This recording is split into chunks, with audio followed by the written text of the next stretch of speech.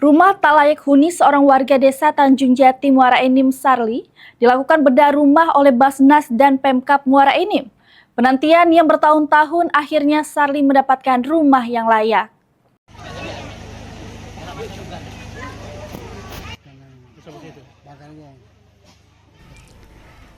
Salah satu rumah warga yang berukuran kurang lebih 3 x 3 meter dengan menggunakan material seadanya, dikatakan rumah tak layak huni, mendapatkan bantuan dari kolaborasi pemerintah Kabupaten Muara Enim dan Basnas Kabupaten Muara Enim.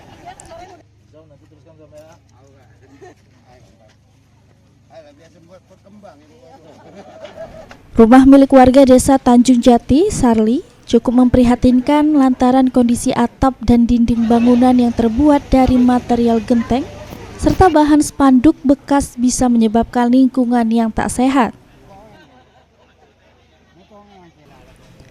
Pemilik rumah, Sarli, mengaku sangat senang dengan bantuan pemerintah dan Basnas karena bisa membangun tempat tinggalnya. Menurutnya, selama 3 tahun penantian akhirnya dirinya bisa mendapatkan rumah yang layak.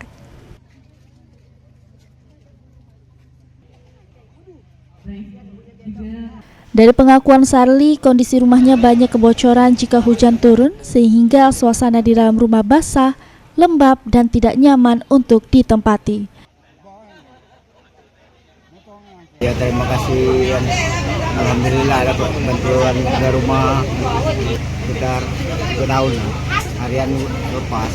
Aman hujan bocor semua itu. Bocor semua ya? Tempat tidur itu. Banyak situ. Mardiansyah, PAL TV.